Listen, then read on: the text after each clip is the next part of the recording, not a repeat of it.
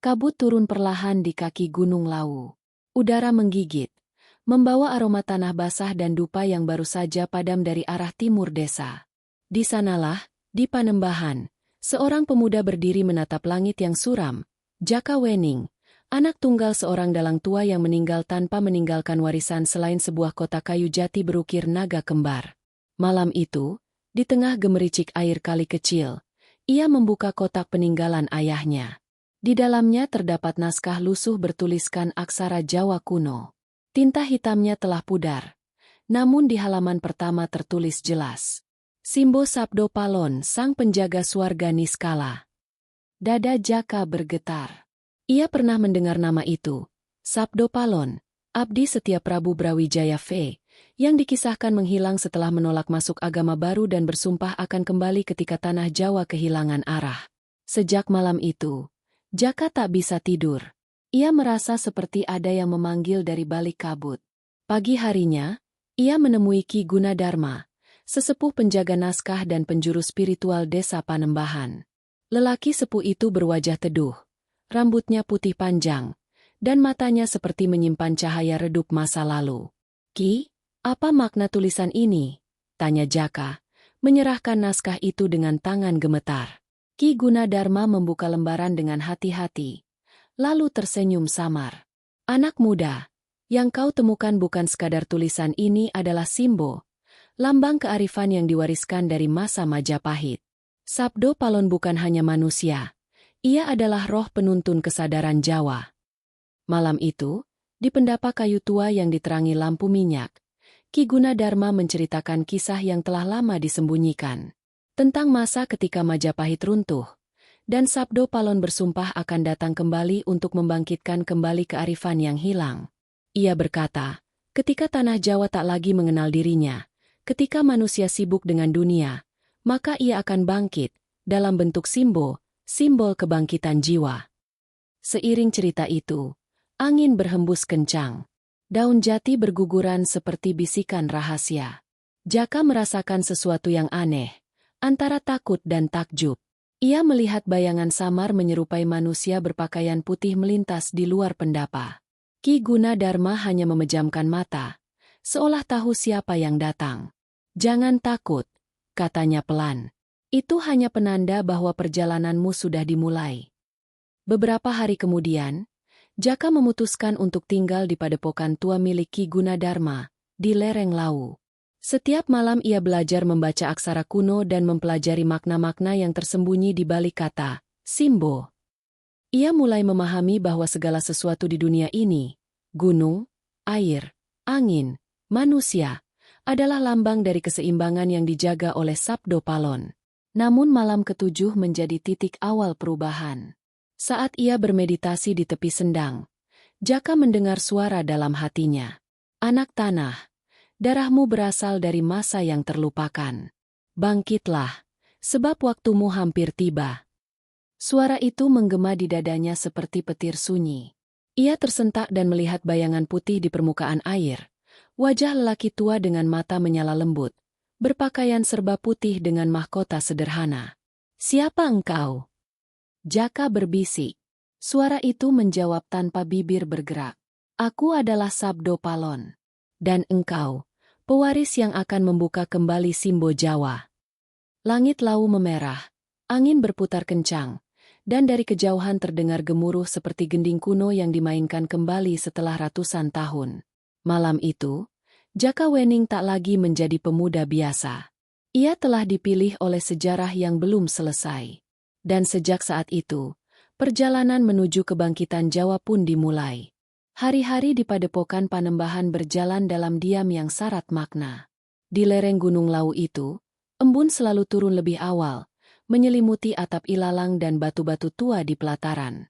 Jaka Wening mulai terbiasa dengan kehidupan sederhana di bawah bimbingan Ki Gunadarma, sang penjaga pengetahuan kuno.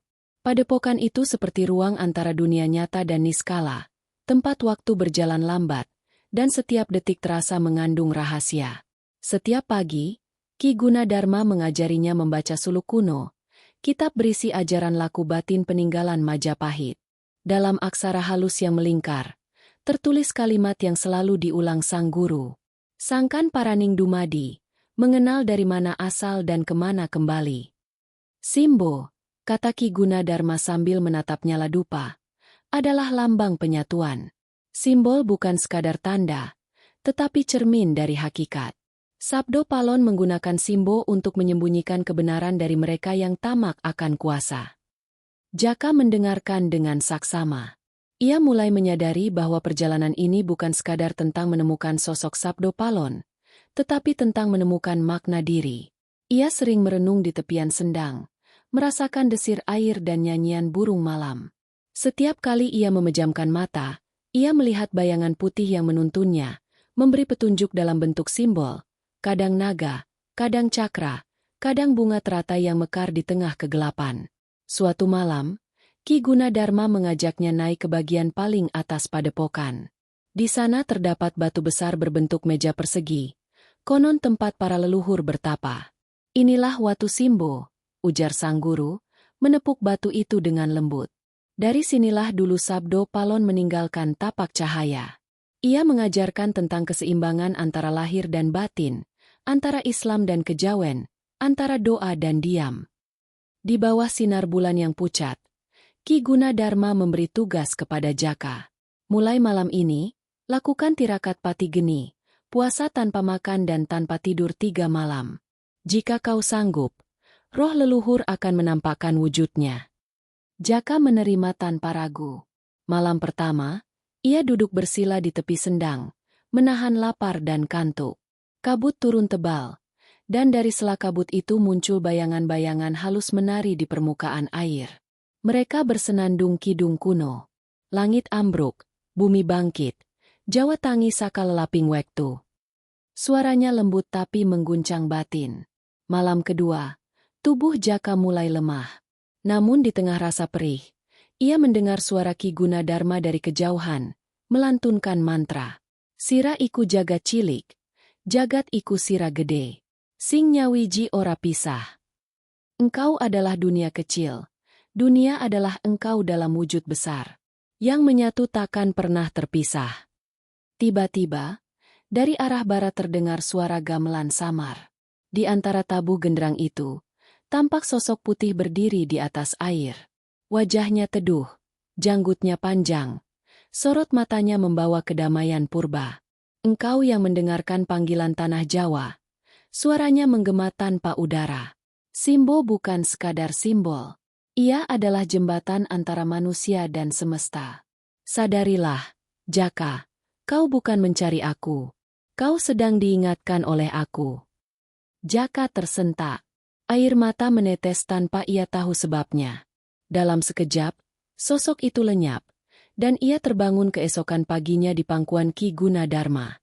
Guru, bisiknya lemah. Ki Gunadarma tersenyum. Kau telah membuka satu lapisan tabir. Tapi perjalananmu belum usai. Setelah suluk, akan datang cobaan, antara percaya dan tak percaya. Sejak hari itu, Jaka mulai memahami bahasa alam. Daun yang jatuh, burung yang melintas, bahkan gemericik air pun seperti berbicara. Ia mulai menulis ulang naskah Simbo Sabdo Palon, bukan dengan tinta, melainkan dengan ingatan dan kesadaran. Namun dalam diamnya padepokan, terselip tanda bahaya. Beberapa orang desa mulai resah, menyebut Jaka sebagai anak yang kerasukan roh Majapahit. Mereka takut kebangkitan itu mengusik keseimbangan. Ki Gunadarma hanya berkata pelan, kebangkitan selalu menimbulkan kegelisahan. Tetapi ingat, kearifan sejati tidak melawan, ia menuntun. Malam itu, di bawah bayang bintang lawu, Jaka bersumpah dalam hati, ia akan melanjutkan perjalanan ini, menembus rahasia yang terkunci di balik naskah kuno dan bisikan Sabdo Palon. Karena ia tahu, kebangkitan Jawa bukan tentang masa lalu, melainkan tentang menemukan cahaya dalam dirinya sendiri. Dan dari jauh, angin membawa suara lembut yang hanya bisa didengar oleh jiwa yang siap. Tansah eling, tansah waspada. Simbo iku urip, dudu ukiran. Simbo iku kearifan sing tangi saka turune. Langit lawu memantulkan cahaya biru redup, tanda bahwa Sabdo Palon, sang penjaga niskala, sedang mengawasi murid barunya dari balik kabut abadi. Hari ketujuh setelah tirakatnya, Jaka Wening mulai merasakan perubahan halus dalam dirinya. Udara di lereng Gunung Lawu kini terasa berbeda. Setiap hembus angin seolah membawa pesan. Setiap langkah kaki di tanah terasa seperti menyentuh denyut kehidupan yang tersembunyi. Ia sering memejamkan mata dan mendengar bisikan dari dalam bumi. Seperti suara lembut para leluhur yang memanggil namanya dari lapisan tanah terdalam. Gunung Lawu adalah napas tanah Jawa, ujar Ki Gunadarma suatu pagi, ketika mereka duduk di batu besar menghadap lembah berkabut. Di bawahnya mengalir sungai tak kasat mata, menghubungkan dunia roh dan dunia manusia. Sabdo Palon dahulu sering bersemedi di sini, menyalurkan doa leluhur agar manusia tidak lupa pada asalnya. Jaka menatap kabut yang menari di lembah. Ia merasa ada sesuatu yang memanggil dari dalam bumi, seolah memintanya untuk datang. Ki, apakah mungkin tanah bisa berbicara? Tanyanya. Ki Gunadarma tersenyum. Matanya memancarkan kebijaksanaan yang dalam. Tanah berbicara melalui hati yang bersih. Jika engkau sudah bisa mendengar, berarti batinmu mulai nyawiji dengan jagat. Itulah tanda awal kebangkitan Simbo dalam dirimu. Malamnya, mereka berjalan menuju Sendang Kahuripan, sebuah mata air tua di tengah hutan lebat di kaki Lawu. Jalannya menanjak, licin, dan sunyi. Hanya suara serangga malam dan langkah kaki yang beradu dengan dedaunan kering. Ketika mereka tiba, Jaka melihat pancaran cahaya biru samar dari permukaan air Sendang. Air itu jernih, namun di kedalamannya seperti ada bintang-bintang yang tenggelam. Disinilah Sabdo Palon dulu mengucap doa terakhirnya sebelum menghilang, kata Ki Gunadarma pelan. Dari tempat ini, ia menyatukan diri dengan tanah dan berjanji akan bangkit kembali saat Jawa kehilangan arah. Jaka berlutut di tepi air, menatap pantulan wajahnya sendiri. Tapi yang ia lihat bukan dirinya.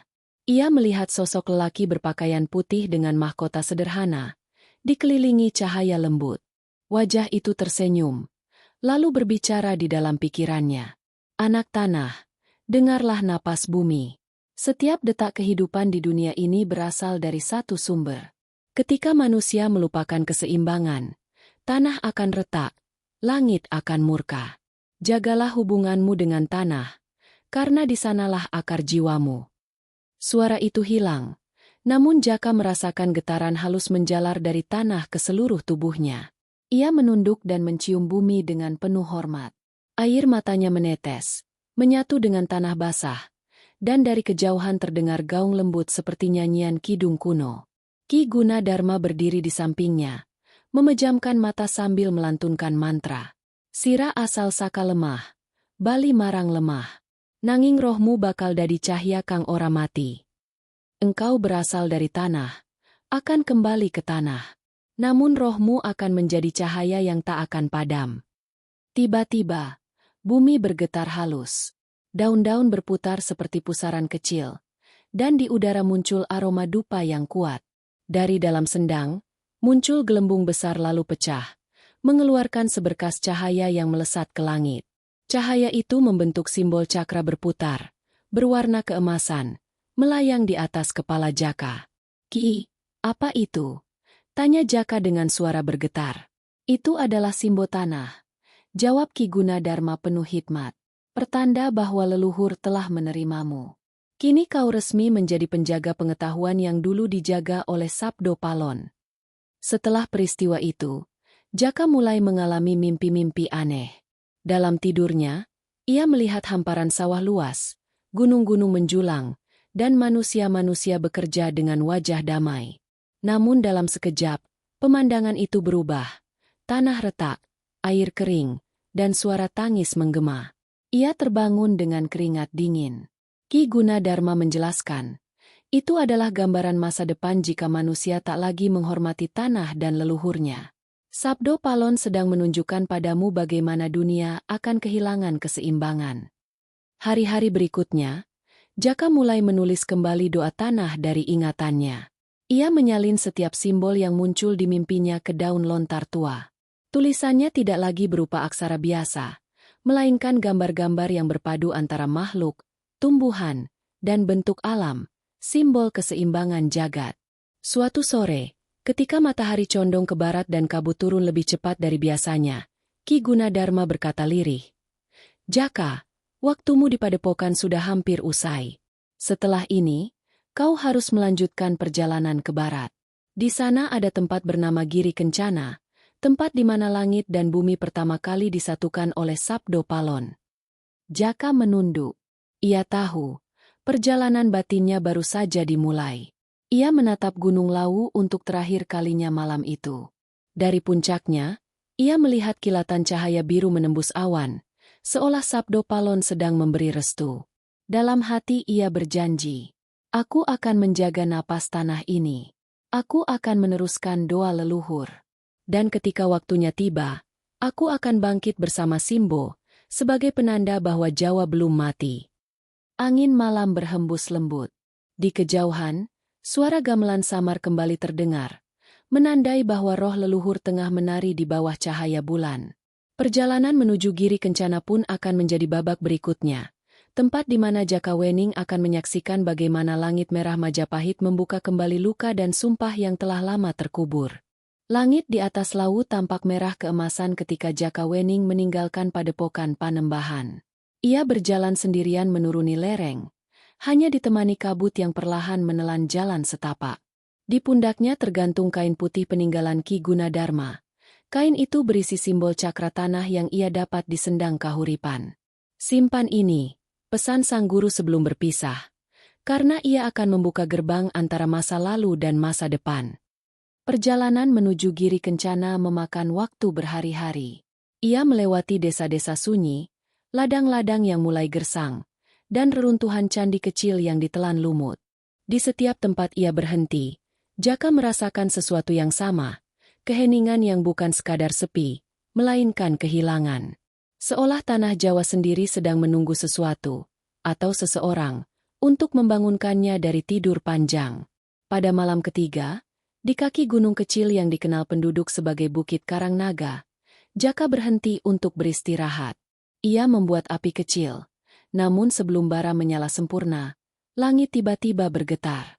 Dari ufuk barat muncul warna merah darah, disusul suara gamelan yang lirih namun menggema luas. "Ini bukan dunia manusia lagi," gumam Jaka. Ia berdiri, dan dalam sekejap seluruh alam di sekitarnya berubah. Hutan menghilang, digantikan oleh pemandangan luas. Istana megah dengan tembok bata merah, bendera kuning bergambar Surya Majapahit berkibar anggun. Ia berdiri di tengah masa lalu, di halaman keraton Majapahit. Udara hangat, aroma dupa menyengat, dan gending-gending sakral mengalun. Di hadapannya, ribuan prajurit berbaris, sementara di singgasana, duduk Prabu Brawijaya V, wajahnya teduh namun penuh duka. Di sisi kanan berdiri dua sosok, Sabdo Palon dan Naya Genggong, abdi setia kerajaan. Sabdo Palon menatap langit merah di atas keraton. Matanya berkilat lembut, namun di balik itu tersimpan badai. "Prabu, saat ini tanah Jawa telah berubah. Para Brahmana tak lagi mendengar doa. Rakyat mulai kehilangan arah.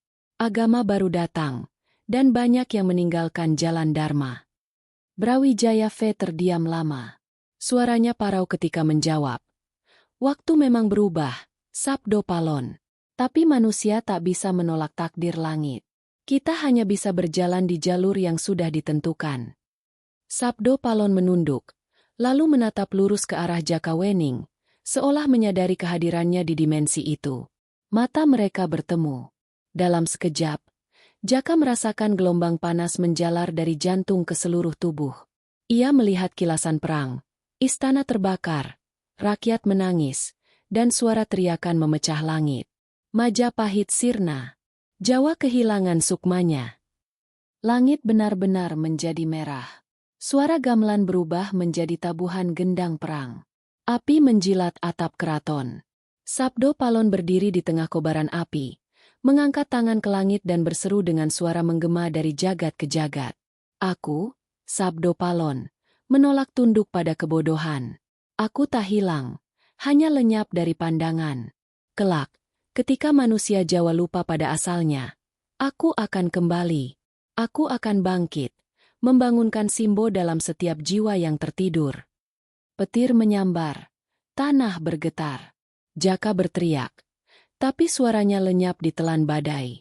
Dari tengah kobaran api, sosok Sabdo Palon perlahan menghilang menjadi cahaya putih, menyatu dengan cakra langit. Ketika Jaka tersadar, ia kembali berada di Bukit Karang Naga. Api unggun padam, tapi kain putih di pundaknya kini bersinar lembut. Di permukaannya muncul ukiran baru, gambar Surya Majapahit dikelilingi 7 titik cahaya. Ia menyentuhnya, dan seketika mendengar suara Ki Gunadarma di dalam pikirannya. Itulah penglihatan sabda leluhur. Engkau telah menyaksikan jatuhnya Majapahit dan sumpah kebangkitannya. Ingat, Sabdo Palon tak mati. Ia hidup dalam mereka yang berani menjaga keseimbangan. Selama beberapa hari berikutnya, Jaka merenung di puncak bukit. Ia mulai memahami makna sumpah itu. Kebangkitan yang dimaksud bukan tentang menghidupkan kerajaan lama, tetapi membangkitkan jiwa kebijaksanaan yang dulu menjadi napas bangsa. Kearifan adalah kerajaan sejati, katanya dalam hati. Namun sejak malam penglihatan itu, Jaka mulai diburu oleh bayangan gelap. Dalam tidurnya, ia melihat sosok hitam tanpa wajah, melangkah di atas bayang Majapahit yang terbakar. Sosok itu berbisik, jika Sabdo Palon bangkit, maka bayangannya pun ikut hidup. Kau tak bisa memanggil cahaya tanpa membangunkan gelapnya. Jaka terbangun dengan keringat dingin. Ia menatap ke arah barat, ke tempat di mana cakrawala memerah. Di sanalah, katanya, terdapat lembah Giri Kencana, tempat Sabdo Palon menghilang untuk terakhir kali. Dengan hati bergetar, ia mengangkat kain putih itu dan membungkus tubuhnya. Aku takkan mundur, bisiknya. Jika aku harus menghadapi bayang gelap Majapahit, maka biarlah aku yang menanggungnya. Karena kebangkitan tak akan datang tanpa pengorbanan. Ia melangkah ke barat, meninggalkan jejak di tanah yang mulai retak. Langit merah Majapahit perlahan pudar, namun suaranya masih menggema di angin. Elingo, anak tanah, kebangkitan Jawa tak dimulai dari istana, melainkan dari hati yang mau mengingat. Kabut turun, menelan tubuhnya, dan perjalanan menuju lembah Giri Kencana pun dimulai, tempat di mana Jaka akan mendengar langsung sumpah Sabdo Palon yang mengguncang langit dan bumi. Lembah Giri Kencana menyambut Jaka Wening dengan keheningan yang menakutkan. Tidak ada suara burung, tidak ada desir angin, hanya gema langkahnya yang terpantul di antara tebing batu hitam. Kabut menggantung tebal di atas lembah, menutup matahari, dan udara di sana mengandung bau besi serta dupa yang samar. Ia tahu, tempat ini bukan sembarang lembah. Ini adalah gerbang antara dunia nyata dan dunia niskala, tempat Sabdo Palon menghilang berabad-abad lalu. Di tengah lembah terdapat batu raksasa berbentuk lingkaran, di sekelilingnya terpahat relief aneh. Manusia setengah dewa, naga bermahkota, dan matahari dengan lidah api. Ketika Jaka menyentuh batu itu, hawa dingin menjalar ke telapak tangannya. Kain putih di pundaknya bergetar pelan, mengeluarkan cahaya halus yang menembus kabut. Sabdo Palon, bisik Jaka lirih. Aku datang untuk memahami makna sumpahmu.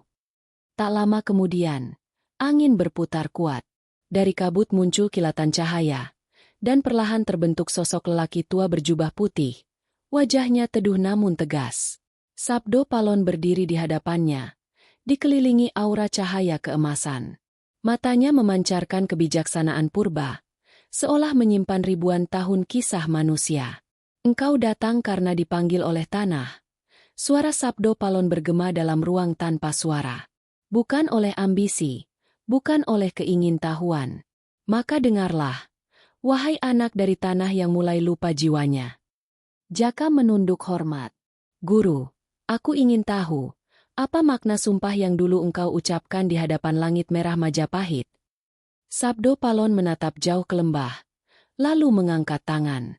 Seketika, batu-batu di sekeliling mereka memancarkan cahaya. Dalam cahaya itu, tergambar kembali masa silam, keraton Majapahit terbakar, rakyat berlarian, dan suara doa bercampur teriakan perang. Ketika Majapahit runtuh, kata Sabdo Palon, aku melihat manusia Jawa kehilangan arah.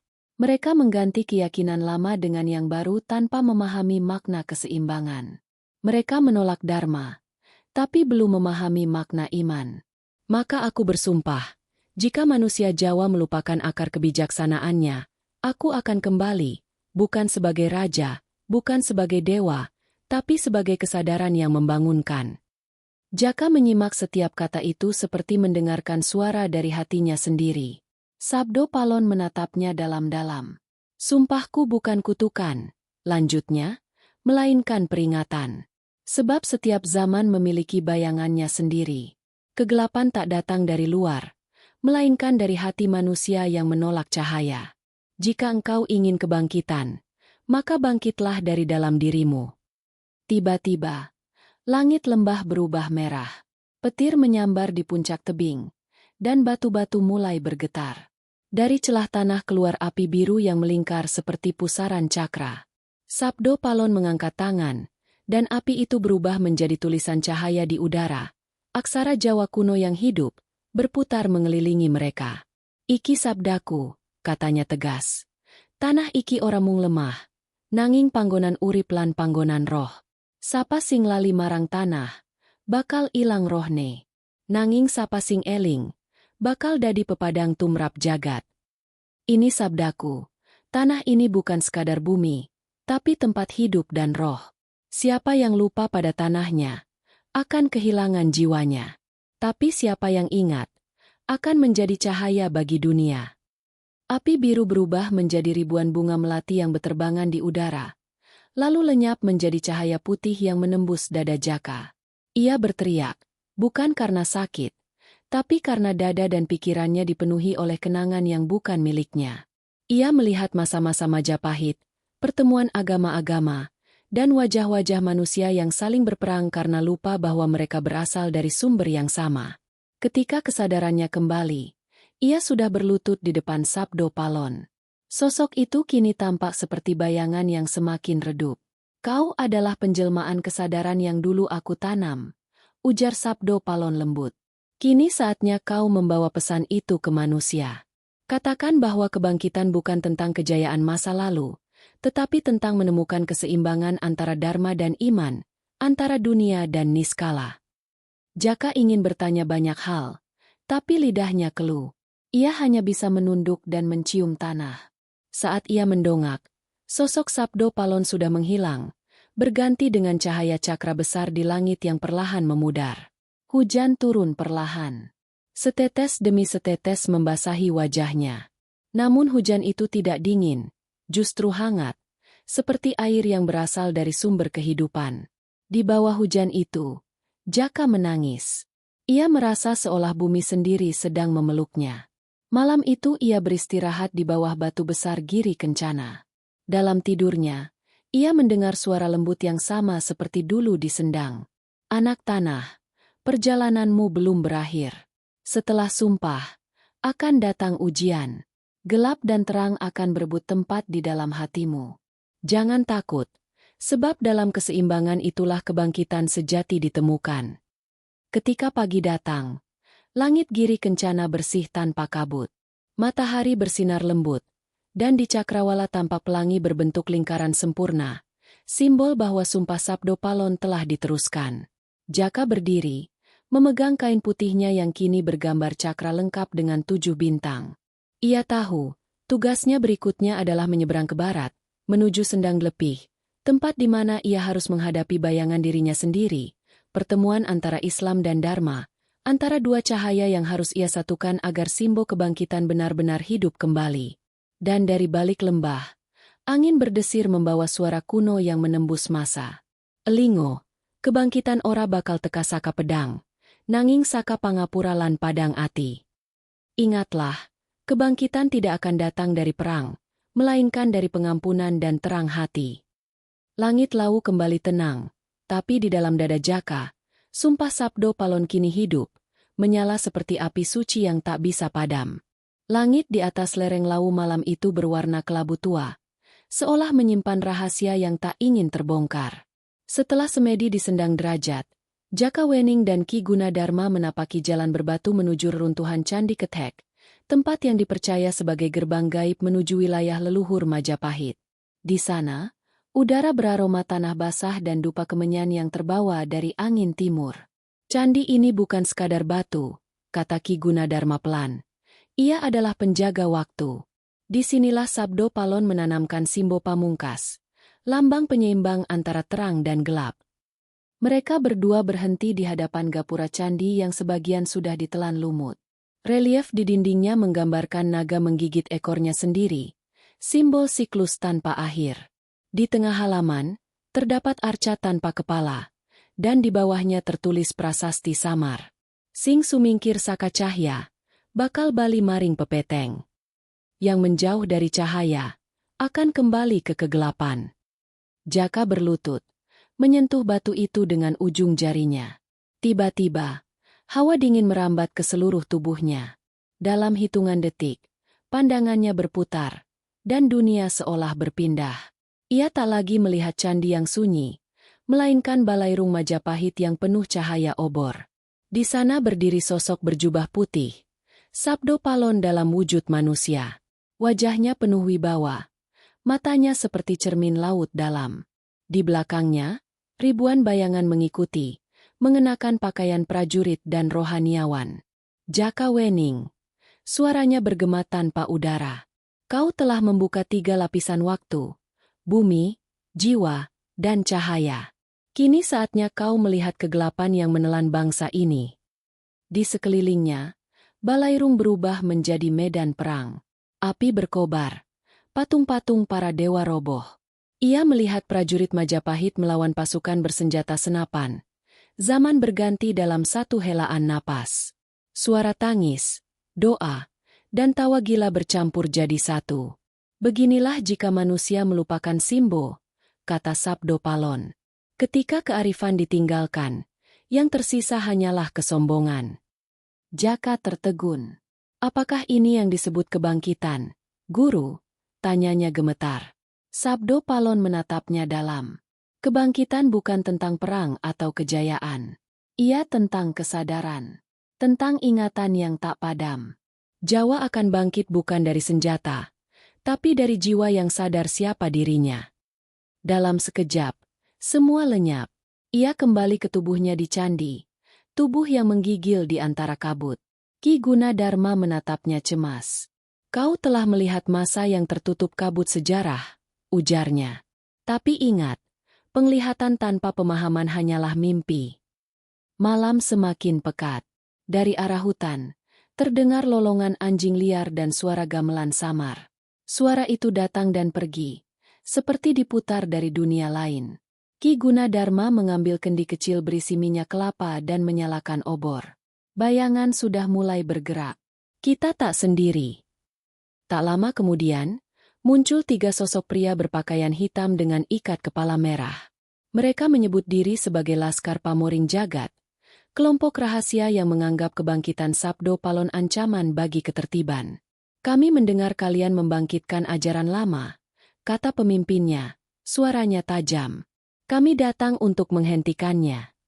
Ki Gunadarma tak gentar. Kau tak bisa menghentikan sesuatu yang tak mati. Pertarungan pun pecah. Angin berputar. Obor padam. Dalam gelap itu, Jaka mendengar dentingan logam dan suara mantra. Ia hanya bisa memejamkan mata dan mengucap dalam hati. Sabdo tanpa wujud, Simbo tanpa rupa, tuntun aku ing dalan lugu. Cahaya biru tiba-tiba muncul dari dalam arca tanpa kepala. Ia memancar, menembus kegelapan dan melumpuhkan para penyerang. Saat semuanya reda, hanya Ki Gunadarma dan Jaka yang masih berdiri. Sang guru menatap cahaya yang perlahan meredup. Itu pertanda, Jaka. Simbo sudah mengenalmu. Tapi ingat, setiap pengetahuan memiliki harga. Akan datang waktu ketika kau harus memilih. Tetap di jalan batin, atau menyeberang ke dunia nyata membawa pesan Sabdo Palon. Jaka menatap langit lau yang berkilau redup, seperti mata ribuan leluhur yang terjaga. Dalam hatinya, ia tahu perjalanan ini belum berakhir. Ia harus melangkah lebih jauh, ke dalam rahasia yang lebih dalam dari sekadar simbol. Kebayang dari dalam candi, tempat antara hidup dan abadi bertemu. Di kejauhan, suara gamelan kembali terdengar, lebih jelas dari sebelumnya. Nada-nadanya menggetarkan dada, menyampaikan pesan yang tak terucap. Sapa eling bakal mulih. Sapa lali bakal ilang. Barang siapa ingat akan pulang. Barang siapa lupa akan hilang. Dan malam itu, di bawah bintang-bintang yang menggigil, Sabdo Palon menatap dari balik waktu, menunggu muridnya menapa ke babak berikutnya. Nafas Simbo dan cahaya Nusantara. Malam di lereng Lawu mulai berganti dengan fajar yang pucat. Kabut belum sepenuhnya sirna ketika Jaka Wening terbangun dari tidurnya yang singkat. Suara ayam jantan menggema dari kejauhan. Namun udara di sekelilingnya masih membawa aroma dupa dan tanah basah, jejak dari peristiwa malam sebelumnya. Di hadapannya, Ki Gunadarma sedang duduk bersila, menatap api kecil yang menyala di perapian. Api itu berwarna biru, tidak seperti nyala biasa. Api ini, ujar sang guru tanpa menoleh, adalah nafas Simbo. Ia lahir dari perpaduan 4 unsur, bumi, air, angin, dan cahaya. Barang siapa mampu menjaga keseimbangannya, ia akan melihat dunia dengan mata yang baru. Jaka mendekat perlahan. Di matanya, api biru itu memantulkan bayangan wajah Sabdo Palon, samar namun nyata. Seolah setiap hembusan angin mengubah api menjadi wujud sang penjaga Majapahit. Guru, bisiknya, apakah Simbo ini hidup? Simbo tidak hidup dan tidak mati, jawab Ki Gunadarma. Ia bernafas melalui mereka yang menjaga makna. Dan kini, nafas itu sudah menempel pada jiwamu. Jaka terdiam lama. Dalam pikirannya, berkecamuk ingatan tentang penglihatan di Candi Kethek, tentang Majapahit yang terbakar, tentang Sabdo Palon yang berbicara tentang kesadaran. Ia tahu bahwa ajaran itu bukan hanya tentang masa lalu, tapi tentang masa depan yang sedang memanggil. Hari itu, sang guru mengajaknya berjalan ke arah timur, menuju dataran tinggi yang menghadap ke lembah luas. Di sana berdiri pohon beringin tua dengan akar menjulur seperti tangan raksasa yang menggenggam bumi. Inilah pusat tenaga bumi Lawu, kata Ki Gunadarma. Tempat di mana Simbo pertama kali ditiupkan ke tanah Nusantara. Mereka duduk di bawah pohon itu. Ki Gunadarma memejamkan mata dan melantunkan mantra. Oh, jiwa leluhur, jaga anak cucumu. Oh, Sabdo Palon, tuntun sing eling, wulang sing durung sadar. Suara mantra itu membuat udara bergetar. Angin berhenti bertiup. Burung-burung seolah membeku di udara.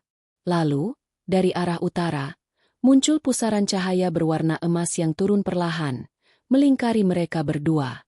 Dalam pusaran itu, tampak siluet wajah-wajah, para resi, raja, dan prajurit Majapahit yang pernah menjaga tanah ini. Jaka merasakan tubuhnya ringan, seperti melayang. Ia mendengar bisikan lembut. Jaka Wening, nafasmu adalah lanjutan dari nafas kami. Jangan biarkan Jawa kehilangan jiwanya. Ketika pusaran cahaya itu menghilang, Jaka membuka mata dan mendapati di tangannya tergenggam batu kecil berbentuk cakra, Simbo yang bersinar lembut seperti jantung yang berdenyut. Inilah kunci, kata Ki Gunadarma. Namun, hati-hatilah.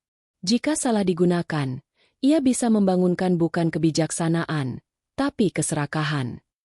Beberapa hari setelah itu, kabar mulai menyebar di desa-desa bawah. Seorang pemuda membawa batu gaib yang dapat menghidupkan roh leluhur. Para pemburu pusaka mulai mencari, termasuk Laskar Pamoring Jagat yang sempat kalah di Candi Kethek. Mereka menyebut Jaka sebagai anak Simbo, dan menganggapnya ancaman bagi keseimbangan baru. Ki Gunadarma menyadari bahaya itu. Kau tak bisa lagi tinggal di Lawu, katanya lirih. Sudah waktunya turun ke dunia manusia, membawa ajaran ini kepada mereka yang siap mendengar. Malam sebelum berangkat, Jaka melakukan semedi terakhir. Ia duduk di tepi sendang, memandang bayangan dirinya di air. Di sana, ia melihat 3 wujud dirinya. Anak yang mencari, murid yang memahami, dan penjaga yang akan datang. Di antara ketiganya, muncul sosok Sabdo Palon. Wening, ujar suara itu tenang namun dalam. Nafas Simbo bukan untuk disembah, tapi untuk dihidupi. Setiap kata, setiap tindakanmu harus menjadi pantulan dari keseimbangan. Jika engkau melupakan makna, maka cahaya akan padam. Ketika ia membuka mata, Bintang-bintang di langit tampak berputar membentuk simbol cakra yang sama dengan batu di tangannya. Ia tahu, pesan itu bukan sekadar penglihatan. Itu adalah panggilan. Pagi harinya, ia turun dari lereng Lawu dengan pakaian sederhana dan tongkat kayu pemberian gurunya. Ki Gunadarma berdiri di gerbang padepokan, menatapnya dengan senyum berat. Pergilah, anakku. Dunia menunggu cahaya yang kau bawa. Tapi ingat, Simbo takkan bersinar tanpa kesabaran. Dan jika suatu hari kau ragu, dengarkan napas bumi, di sanalah Sabdo Palon selalu berbicara. Langkah Jaka perlahan hilang di balik kabut. Gunung Lawu berdiri megah di belakangnya, seperti raksasa yang sedang berdoa. Dan dari puncaknya, muncul sinar lembut keemasan yang menembus awan, menandakan bahwa nafas Simbo telah hidup kembali di dunia manusia. Namun, jauh di bawah sana, di antara hutan yang gelap, mata-mata para pemburu pusaka telah menunggu. Mereka tidak mencari kearifan, mereka menginginkan kekuatan. Dan disinilah, perjalanan Jaka Wening akan berubah, dari seorang murid menjadi penjaga, dari penuntut ilmu menjadi perantara antara dunia nyata dan dunia tak kasat mata. Karena nafas Simbo bukan hanya milik para leluhur, tapi juga milik mereka yang berani menjaga keseimbangan antara kuasa dan kearifan. Langit sore di timur Jawa berwarna tembaga ketika Jaka Wening tiba di batas Alas Purwo, hutan purba yang dipercaya sebagai tempat bertemunya dunia manusia dan lelembut. Akar-akar pohon raksasa menjuntai seperti ular tidur, dan kabut hijau tipis menyelimuti tanah yang lembab. Burung-burung hening, angin nyaris tak berhembus, seolah seluruh alam menahan napas menunggu sesuatu. Ia datang membawa batu Simbo, yang kini terbungkus kain putih di dalam tas kulit kecil di dadanya. Batu itu berdenyut lembut seperti detak jantung, seakan memberi arah. Ki Gunadarma telah berpesan, jika cahaya Simbo berubah merah, berhentilah. Itu tanda bahwa dunia halus sedang menolakmu. Tapi Jaka tak pernah gentar. Ia tahu, di balik Alas Purwo, tersembunyi jawaban tentang asal kekuatan itu, dan tentang siapa sebenarnya yang berusaha membangkitkan Sabdo Palon untuk tujuan lain. Ketika matahari lenyap di balik pohon trembesi raksasa, Jaka mendirikan tenda kecil di tepi sungai kering. Ia duduk bersila, menyalakan dupa, dan mulai melantunkan doa. Suaranya bergema pelan, bersatu dengan bisikan angin. Namun tiba-tiba, tanah di bawahnya bergetar halus. Dari balik kegelapan, muncul 5 sosok berpakaian hitam, membawa keris dan obor. Di dada mereka tersemat simbol merah berbentuk trisula. Anak Simbo, suara pemimpinnya berat dan serak. Kau membawa pusaka yang seharusnya menjadi milik kami. Jaka menatap tenang. Simbo bukan milik siapapun. Ia adalah cahaya bagi semua yang mau memahami. Pemimpin itu tertawa pendek. Cahaya? Tidak. Anak muda. Di dunia ini hanya ada kekuasaan. Kami adalah Laskar Pamoring Jagat, penerus tatanan baru. Sabdo Palon harus dibangkitkan agar dunia tunduk di bawah panji kami. Pertarungan pun pecah. Obor beterbangan. Angin mendesir tajam. Jaka menghunus tongkat kayunya, bergerak cepat seperti bayangan. Namun para penyerang bukan manusia biasa. Gerak mereka lincah. Mata mereka memancarkan cahaya merah. Salah satu dari mereka menubruk dengan keris terhunus, namun batu Simbo di dada Jaka tiba-tiba menyala terang, memantulkan sinar biru yang membuat lawan terpental. Dalam sinar itu, Jaka melihat bayangan Sabdo Palon berdiri di belakangnya. Sosok itu tak sepenuhnya nyata, wajahnya seperti air, namun matanya memancarkan ketenangan abadi. Wening, cahaya bukan untuk membunuh, bisiknya. Gunakan Simbo sebagai penyeimbang, bukan penghancur. Mendengar itu, Jaka menunduk dan merapalkan mantra. Sinar Simbo, cahaya Kawula, terang ing tengah peteng.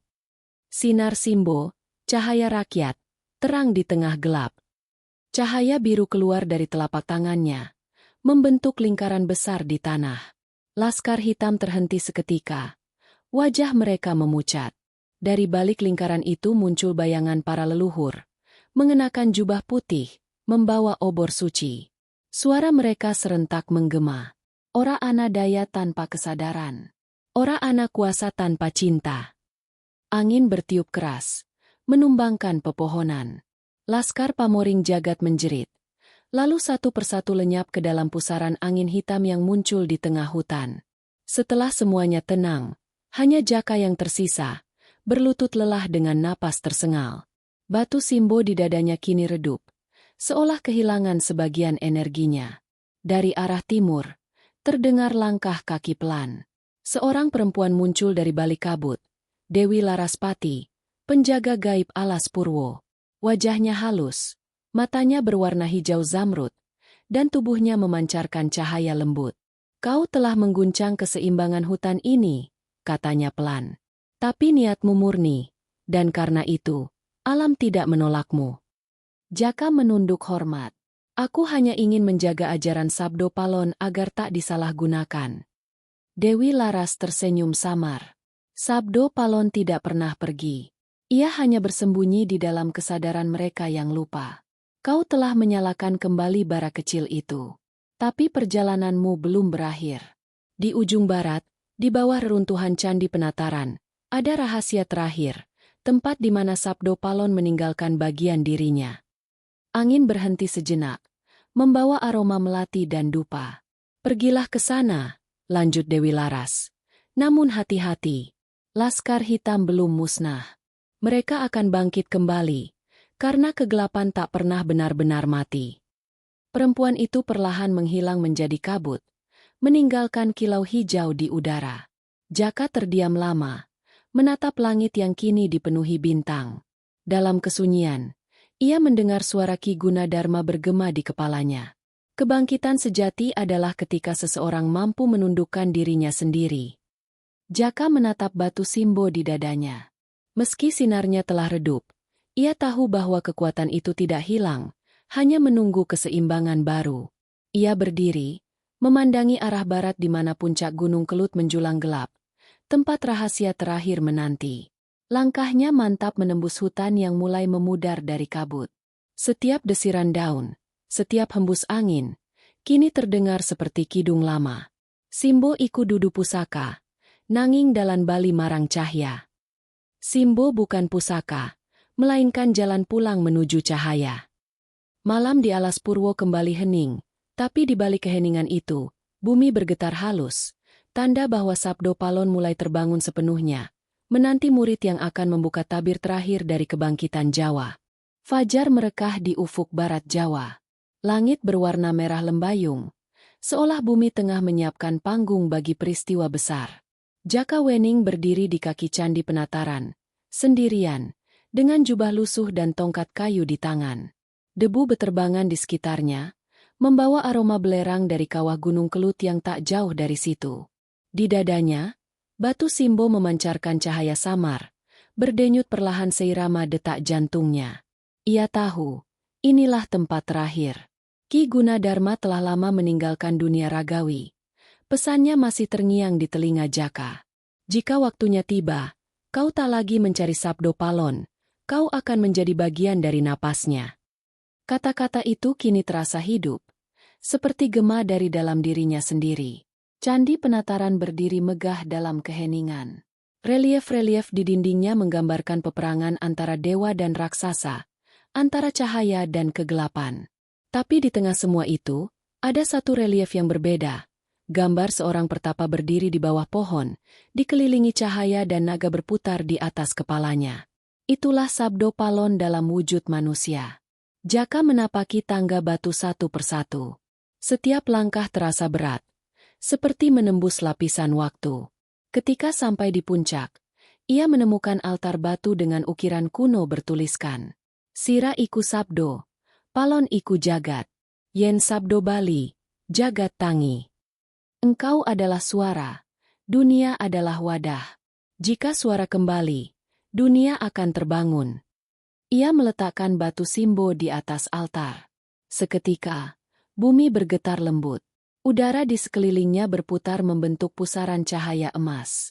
Dari dalam pusaran itu, muncul bayangan, tinggi, berjubah putih, dengan sorot mata setenang samudra. Sabdo Palon. Wening. Suaranya bergema tanpa suara. Kau telah menempuh jalan panjang. Kau tidak lagi murid, tapi penjaga keseimbangan. Jaka berlutut. Guru, aku masih belum mengerti sepenuhnya. Apa makna kebangkitan ini? Sabdo Palon menatapnya lembut. Kebangkitan bukan tentang aku, tapi tentang kesadaran manusia atas asal dan tujuannya. Simbo hanyalah kunci, yang sesungguhnya adalah nurani. Ketika manusia memuliakan tanah, menjaga alam, dan menata hati, itulah kebangkitan Jawa sejati. Dari balik kabut, muncul bayangan para leluhur, Gajah Mada, Raden Wijaya, hingga para sunan yang berdiri berdampingan, tanpa sekat agama atau kuasa. Cahaya di sekeliling mereka bersatu, membentuk pusaran besar yang menjulang ke langit. Inilah pamoring jagat sejati, ujar Sabdo Palon. Penyatuan yang tak mengenal dinding, karena semua berasal dari satu sumber cahaya. Namun dari arah barat, terdengar gelegar keras. Tanah bergetar, dan bayangan hitam muncul di kaki gunung. Laskar pamoring jagat yang tersisa datang dengan amarah, membawa pusaka dan mantra terlarang. Pemimpin mereka, yang kini mengenakan jubah merah darah, berteriak, "Cahaya itu milik kami. Dengan kekuatan Sabdo Palon, kami akan menguasai dunia." Sabdo Palon menatap mereka dengan tenang. Mereka adalah bayangan manusia yang tak mampu berdamai dengan dirinya sendiri, ujarnya pada Jaka. Kau tahu apa yang harus dilakukan? Jaka berdiri. Batu Simbo di altar menyala terang, lalu melayang ke udara. Ia mengangkat tangannya, mengarahkan tongkatnya ke arah pasukan hitam yang berlari mendekat. Aku tak mencari kekuasaan, serunya, tapi keseimbangan. Cahaya biru menyembur dari tongkatnya, bertemu dengan gelombang hitam dari pasukan musuh. Dua kekuatan itu bertabrakan di langit, memekakkan telinga. Ledakan cahaya terjadi, membelah awan. Dalam kilatan itu, Jaka melihat wajah Ki Gunadarma tersenyum, lalu lenyap bersama Sabdo Palon yang mengangkat tangannya tinggi-tinggi. Cahaya bukan untuk menguasai, tapi untuk menyadarkan. Suara itu menggema seperti petir yang berubah menjadi kidung. Gelombang energi menyapu seluruh candi, menghapus kegelapan, mengubahnya menjadi sinar keemasan yang menenangkan. Laskar hitam satu persatu jatuh berlutut, menangis, kehilangan wujud bayangan mereka. Ketika cahaya mereda, Jaka berdiri di tengah altar, sendirian. Batu Simbo telah lenyap, menyatu ke dalam dadanya. Tubuhnya ringan, pikirannya jernih. Ia merasakan napas bumi, napas angin, napas seluruh Nusantara mengalir bersatu dalam dirinya. Di kejauhan, suara gamelan sakral bergema dari arah Gunung Kelut, seolah bumi sedang mengadakan perayaan. Sabdo Palon muncul sekali lagi, kali ini hanya sebagai siluet cahaya. Kau telah menjadi jembatan antara masa lalu dan masa depan. Tapi ingat, cahaya tidak kekal di tangan satu orang. Ia harus terus diteruskan. Bagaimana caranya, Guru? Tanya Jaka perlahan. Dengan hidup sesuai makna Simbo, eling lan waspada. Jadikan setiap tindakanmu doa. Setiap kata menjadi pantulan dari hati. Ketika manusia mampu menjadi cermin bagi sesamanya, maka aku akan selalu hidup dalam mereka. Cahaya itu perlahan memudar, menyatu dengan langit pagi. Jaka menatap ke arah timur, di mana matahari muncul dari balik gunung. Di udara, masih tercium wangi dupa, dan di telinganya terdengar bisikan lembut. Sabdo ikutan ana pungkasane. Sing eling, bakal dadi cahya. Suara tak pernah berakhir. Siapa yang ingat, akan menjadi cahaya. Dengan langkah mantap, Jaka meninggalkan Candi Penataran. Ia bukan lagi pemuda yang mencari makna, melainkan pembawa makna itu sendiri. Di setiap langkahnya, bumi seolah bernyanyi pelan, menceritakan kembali kisah yang telah lama hilang, tentang Sabdo Palon Simbo, simbol kearifan yang bangkit bukan dari perang, tapi dari kesadaran manusia akan asal dan cahaya dalam dirinya sendiri. Dan di langit yang mulai cerah, tampak sekilas bayangan Sabdo Palon tersenyum, lalu lenyap dalam cahaya pagi yang lembut, menandakan bahwa sang penjaga Jawa kini telah hidup kembali, bukan sebagai sosok, tetapi sebagai kesadaran yang menuntun Nusantara menuju kebangkitan sejatinya.